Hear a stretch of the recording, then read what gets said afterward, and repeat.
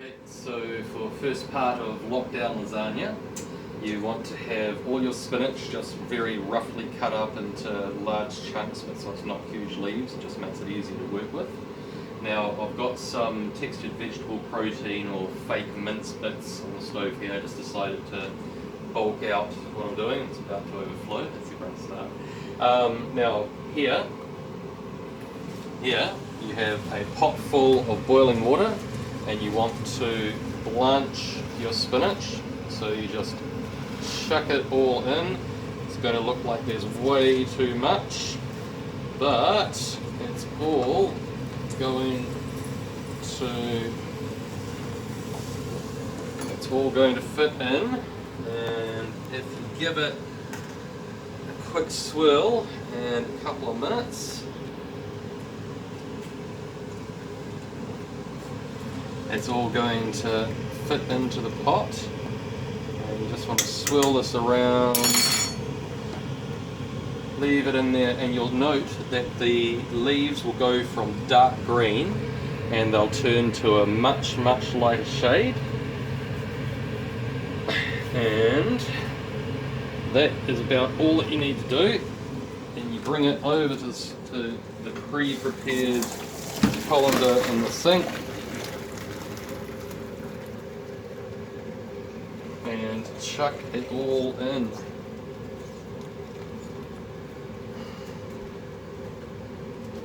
Right, once you've done this, you're going to want to leave it to drain, and then you're going to be squeezing all of the remaining water out of it. That is your spinach blanched. Okay, so you want to have chopped up your 2 big onions and your approximately 12 to 14, more is always better, garlic. So you've got about roughly twice as much onion as garlic. Then turn the heat on, always helps. Then to a pot that you've put a big knob of butter and a couple of lugs of oil into, you want to chuck all of this delicious onion and garlic in, and you want to cook it on a really low temperature for about 10 to 15 minutes. This is what they do at the base of most Italian dishes. You can add a bit of celery to it if you want, but onion and garlic, butter and oil, low temperature, and you want to fry it without colouring it. You don't want to caramelize or char the garlic and onion, and this is known as soffritto, or soft frying. I'm going to add some Italian herbs for cheating purposes to this. Remember, always,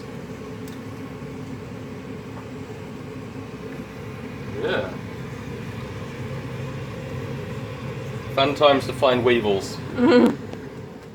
So after a slight weevil emergency, now notice the importance of always going from the hand to the pan and not directly in. We managed to save it. So we found that the weevils apparently like Italian herbs, including completely unopened packets, but we had some mixed herbs on hand. So you want a small handful, just scatter that in on top just for a little bit of extra flavour. Now this is going to keep on frying. It's been on for about a minute or two now. You can see it's just starting to go translucent, but it's not actually frying or burning. We're going to keep this going for about 10 or 15 minutes. Cool. So this is what your garlic and onion should look like after it's been slowly soffrittoing for a good 15 minutes. It should be all nice and translucent and see-through, but not burnt in the least. Now, we've prepared earlier. We've got some carrots here that we've cubed, and we've got some mushrooms here that we've cubed. We've got the vegetarian mince, we've got the vegetarian TVP, textured vegetable protein, which we've squeezed all the water out of. We've got some red wine at the back, salt and pepper, 2 things of tomato and a thing of tomato paste, and we're going to make up the main part of the lasagna now, which pretty much entails chucking everything into the pan and then reducing it down. Now, I've tried many types of vegetarian mince, and really they're just a texture in your food. You've got to add your own flavourings to them. I've yet to find one that actually tastes good by itself. But we do what we can. Chuck that in, break it up like you would any normal mince, get it frying. Oh, and after sofritoing it, you want to actually crank the temperature back up to medium high, so you can actually get some heat back going through stuff and get it all cooking. Give it a bit of a stir, this and there. Chuck some carrots at it. Chuck some mushrooms at it. Now, if you can't already tell, I'm making up a double batch of everything here because we've got a huge pan to make a huge lasagna to last hopefully for about 4, 5, maybe even 6 meals of 3 people. So you want to get this all in here, get it all going. Now, pro tip, you always want to have a jug of boiled water nearby in case you've underestimated any of your liquids that you're using and just need to add a little bit more water to things to stop them burning.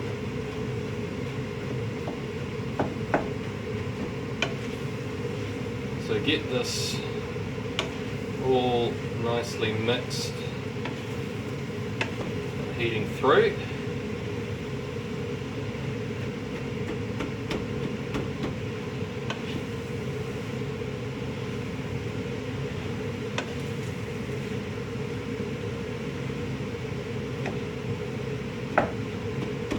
Right, if you were doing this with real mince, you're going to want to cook the mince, brown it a little bit now with the garlic and onion before you add any of your tomato. Just if you brown your mince, you caramelize it and you get a lot more of the flavors coming through it. Really worth doing. It adds something to your cooking.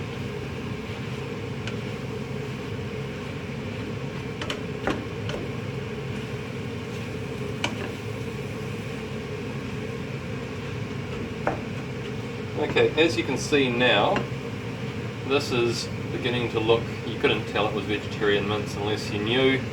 This should be exactly what your dish is looking like. Now, one of the issues with vegetarian mince is it tends to be a lot stickier because it's glutinous. So pretty much keep stirring it through until the moment that you start to feel it to stick to the bottom of the pan.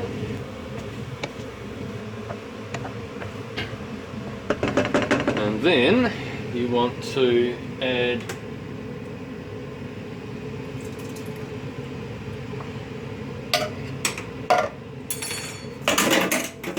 all your tomato.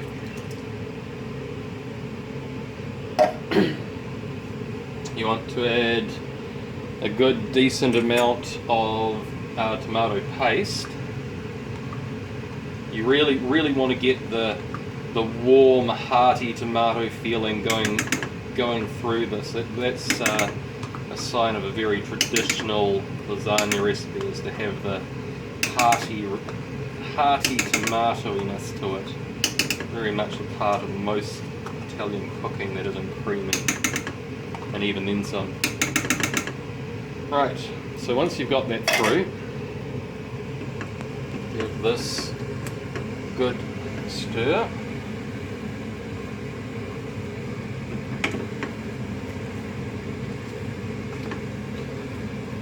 You really want to combine these flavors well. Now this is not a quick cook. This is going to be reducing down for a period of time to get it nice and thick so that it holds together in your lasagna as you'd expect. You don't want it all flowing out over the sides, but it also gives it plenty of time for all of these flavors to beautifully come together and mix with each other and make something really special. Now, as always, you want to have a little bit of cooking wine. Got to try it and make sure that it's still okay. And then liberally douse that into your cooking and give that a stir through. Alright, check your temperature. You're going to want to start bringing this up to a boil and then back to a simmer once it's boiled.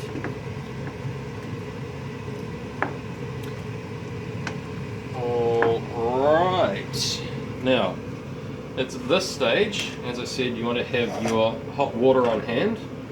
The trick for getting the best out of your dishes is use a little bit of hot water in each of your things to clean them.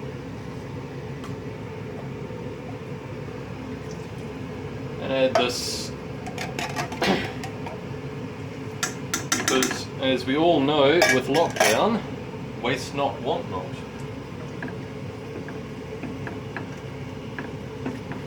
Right, now that you've got your mix to a relatively soupy, stewy consistency at the moment, it's quite sloshy because you've just added quite a lot of liquid.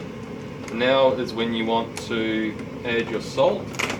So for a double batch like this, I'll be looking for roughly 2 teaspoons worth.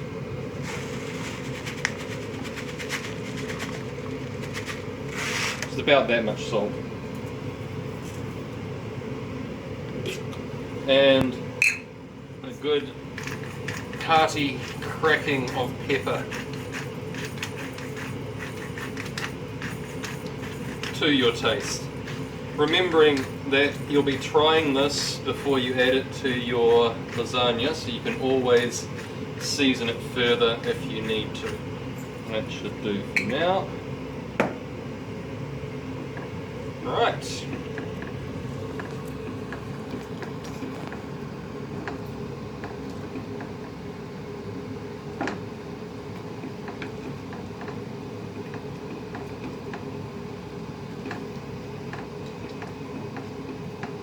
So with this on and coming to the bubble, just keep it on.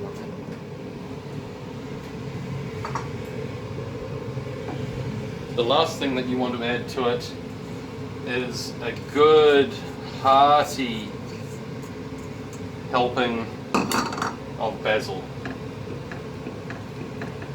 Tomato and basil, very, very Italian flavours going on there.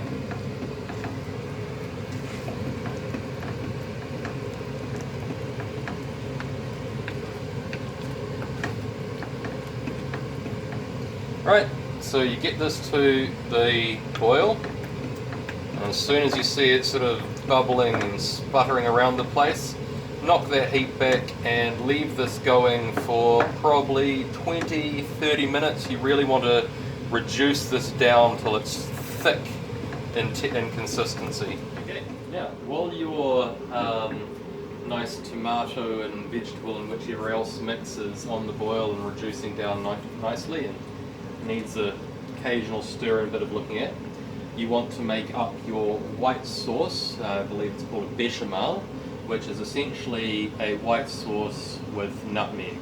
Now I like to throw a few extra things at it, but a white sauce is a white sauce. So for this we're making a 1.5 mixture. So you want 6 tablespoons of butter and 6 tablespoons of flour. Now I very much estimate this, so I've cut the butter, so as you can see it's roughly a tablespoon's worth. You want to get that melting in a pan. Now you don't want the butter to separate. You're not frying the butter. You just want it to slowly start melting down.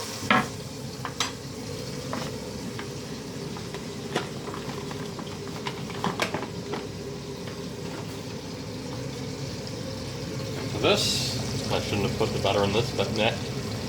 So this, you want to add 6, it's about 1.5 3,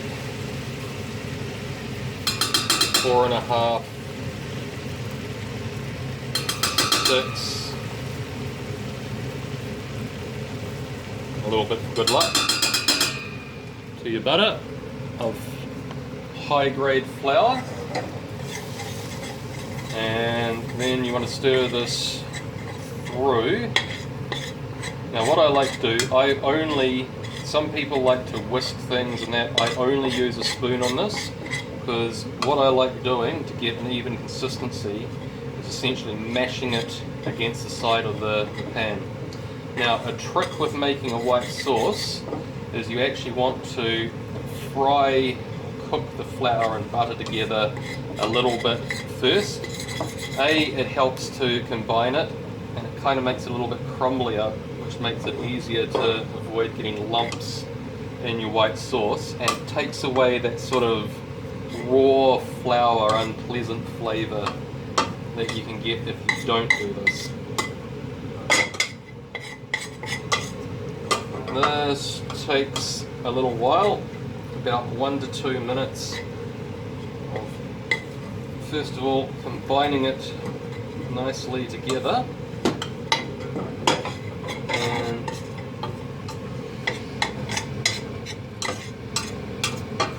essentially just leaving it to fry for a bit, and remixing it, doing the same again. It doesn't matter if some of the bottom of the flour and butter mixture gets a little bit browned. It makes absolutely no difference. You won't brown the colour of your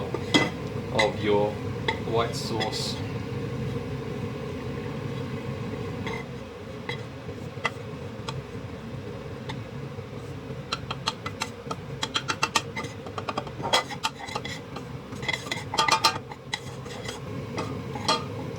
Now, the trick with white sauces, in my opinion, is patience and elbow grease.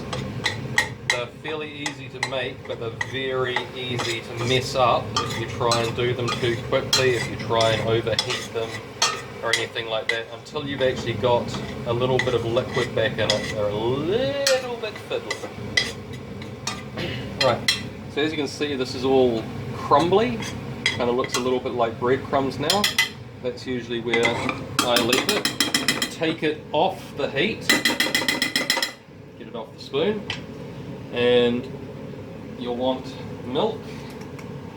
Now this can be done with milk powder and water, really doesn't make a difference. So add a decent quantity of milk. I'm guessing that's probably about 200-300 mils, cup and a half. Just give this a little bit of a stir through. Don't worry, we'll be returning to the heat soon.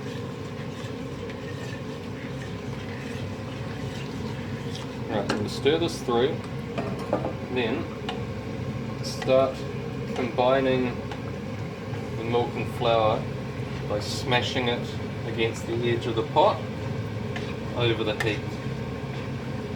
Now, any time it's going too quickly for you, you can just take it off the heat, slow it down a little bit.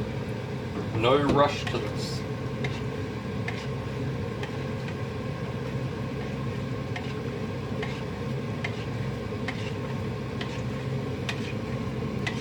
Now, as you can tell, I use 6 tablespoons of butter and 6 tablespoons of flour, but you kind of want to guesstimate the amount of milk that you use, because it's really about the consistency that you want, not a set volume. But for a normal mixture, which would be 4 tablespoons of flour and butter, I'd probably use close to 1 litre of milk, 900 mils to 1 litre. So for this, I'm guessing that you're going to be using about 1.5 litres or just under. Right.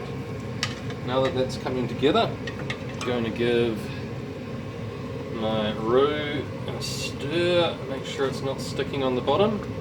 And you can see how this is already starting to reduce and thicken up nicely. The smells, by the way, are absolutely divine. Good mix. Right. Now, as you can see, even in the time that I left that, you can see it thickening on the bottom of the pan. That's what you want. That's what you want. So keep it going. You're aiming to turn this into a thick sludge before you add any more milk. This is also how you get all your lumps out of your white sauce. It's by making sure it's all well combined right at the start. No lumps of flour, absolutely beautifully smooth. Now some people will sieve their white sauce. If you do it properly, you absolutely don't need to do that. And as you can see, look how quickly that turns from very liquidy to very sludgy.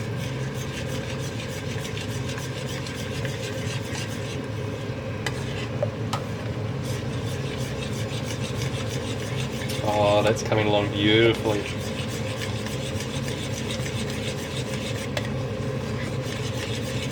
Now, once you get to about this stage, where you've got a porridge consistency, you can take it, it's now like whipped potato, you now take it off and start adding a little bit more milk. I've just added probably another cup's worth of milk to this. It's at this stage that you want to add your salt and pepper to season your mix. So I'm going to add 1.5, probably about a good teaspoon and a half of salt, maybe a teaspoon, and pepper to taste. So we're going to finish up this one. Now you use white pepper in a roux for one reason only: aesthetics. So it stays white. Sorry, not a roux, a bechamel or a white sauce. Give this a stir through and then return to the heat. Now this, as I said, nice and slow is the way to do this. So I like to turn my white sauce down and keep it moving. So I'm going around in little circles and doing circles around the pot. And what you're doing this for, what you're looking for the most, is any chunks of pepper like that one to smush, and you're also feeling the bottom of the pan for anywhere that it's turning essentially to glue. You want to break that up and incorporate it through into the rest. Now I adjust the temperature quite a bit while I'm doing the white sauce, so if it's going too quickly I turn the temperature down. If it feels like it's taking a bit long to thicken up, crank the temperature up a bit, but always keep it below medium.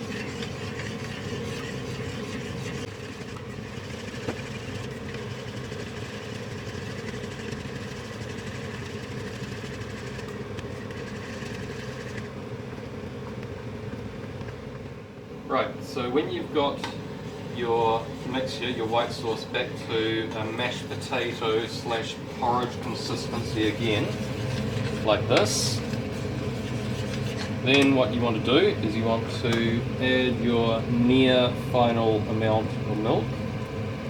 So I'd say about a good another half a cup, and you want to add the flavours that really make your bechamel. So I've got some truffle infused oil here.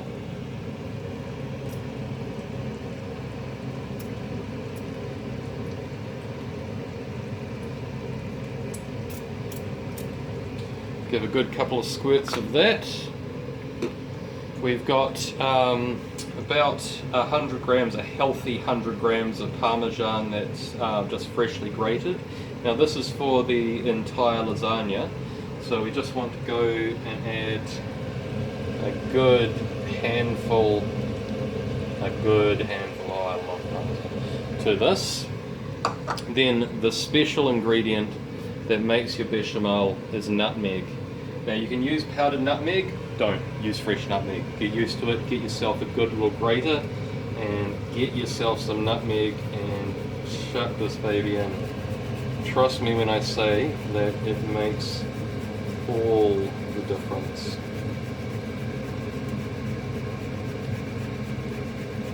Now you want to go quite liberal with this. I'm not going to measure it, but I reckon I'd probably put at least a teaspoon worth of freshly ground nutmeg in. Be careful, these little buggers are slippery, they will get out of your grass if you're not careful.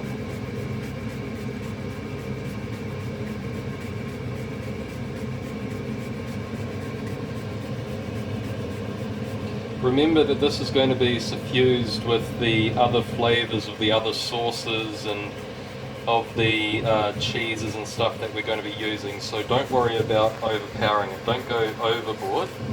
But as you can see, I've used a decent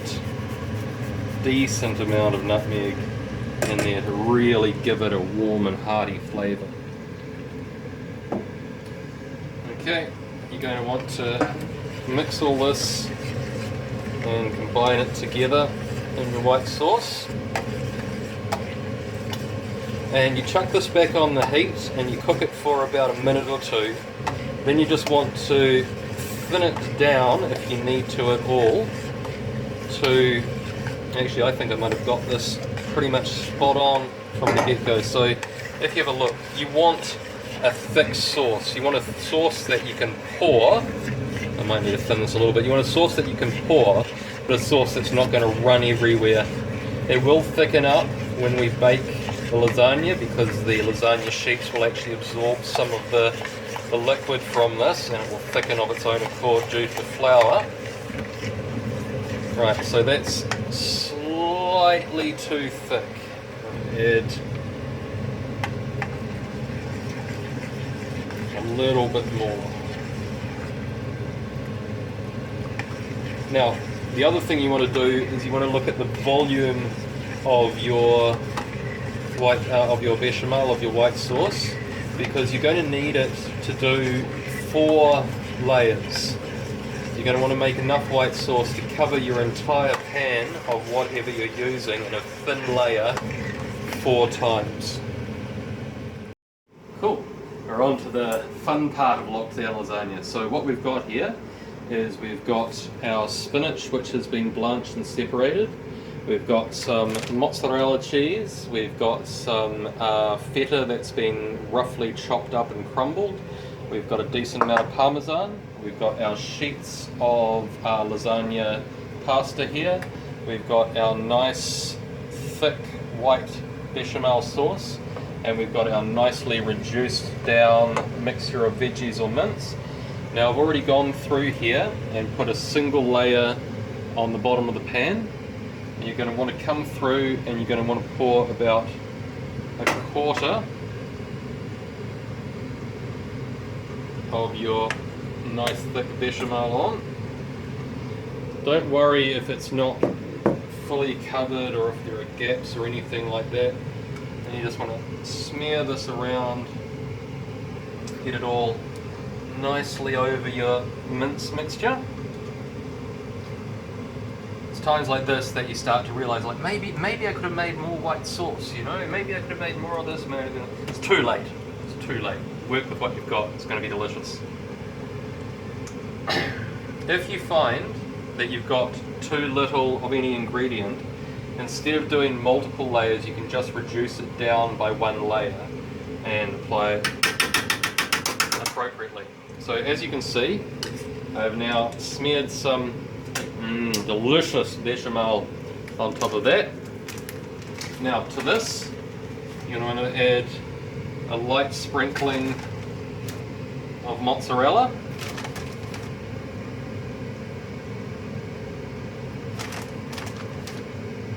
You don't need to do this, but I prefer it. I find it helps to bind the entire thing together really well. And an even lighter sprinkling of parmesan. Basically, the way that I think that they've done this is that the mozzarella is there for texture and consistency, and the parmesan you use for flavour. Now, you get your big sheets out, and don't worry about breaking them. Breaking them is absolutely fine. If you want to get them to fit into the corner, just chuck the bits back on top. It's all going to be absolutely the same by the time that you've finished doing this. Cool. Right, I'm going to pause for now and we'll come back when we've put the next layer on and I'll show you what to do then. Right, one thing that I forgot to mention with this is that you should have put a sprinkling of salt and pepper between the layers. Now see how I've got broken pieces there to fill in the gaps? That's absolutely fine. That's what you want it to be looking like. And I'll go ahead and put the next layer on and come back to you. Okay, so as you can see here, we've made a second layer exactly the same as our first, which is our vegetable mix, our bechamel, little salt and pepper, little bit of mozzarella, and then some parmesan to top it off. And now for the top layer, I'm going to get all of this beautiful, beautiful feta and just chuck this on here. Carefully, not eating from my fingers. And we're going to want to spread this out over the top layer just roughly. Don't worry if it crumbles, the more the better. Make sure it's nice and evenly spread. And you can break up the larger bits if you're not getting enough out to the corners. Yeah, there we go. So you just want it to be roughly like this, and then you want to grab your spinach and layer the spinach on top like this. We'll come back after I've done this. There's going to be another layer of bechamel once I've got the spinach out with the usual suspects of mozzarella, parmesan, salt and pepper, and another layer of lasagna, and then I'll show you how to finish this.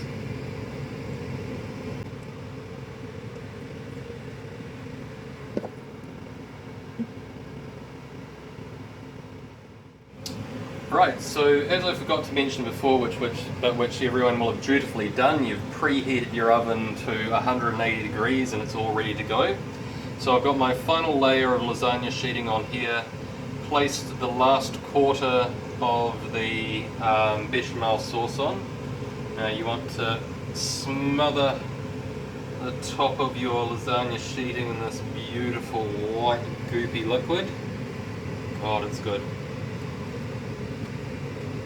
Get it all nice and neatly spread out to the edges. Now with any luck, you've chosen a oven dish of the right size that you're not currently overflowing the edges. I may or may not have done this in the past. And you want to get this, doesn't have to be perfectly to the edges because it will kind of smush out by itself in the oven while this bakes, but you want to get it all nice and sealed in anyway. All of these liquids are going to cook the pasta sheets of the lasagna and imbue them with all of this beautiful rich flavour. Now that you've done that, you want to finish this, and you're going to finish it very simply with the remainder of your mozzarella.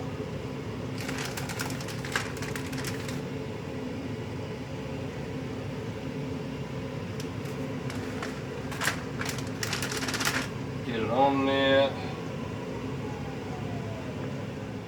Ridiculously frickin' odd sized 400 gram things of mozzarella. Lucky I had a spare. And now we get to put extra mozzarella on.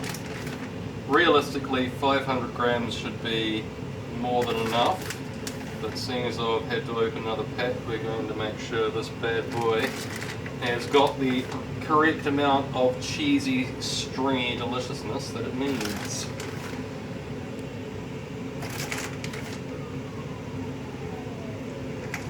Chuck that on. the remainder of your Parmesan.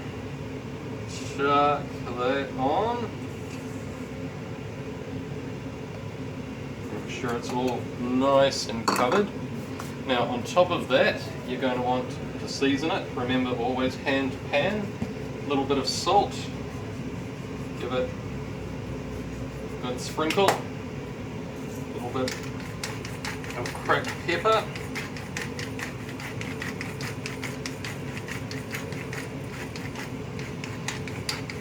Now, if I had any non-weevily Italian herbs, I might add those to the top of it as well. And then last but not least, a little bit more of your delicious nutmeg. Just to finish this off.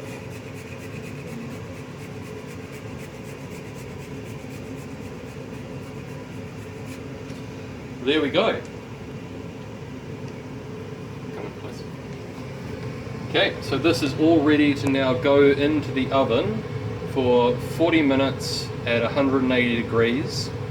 We'll take it out, let it sit for about 10 minutes so it sort of just solidifies and all gets its shape. Then we're going to... Okay, so after 40 minutes in the oven, it's ready to come out.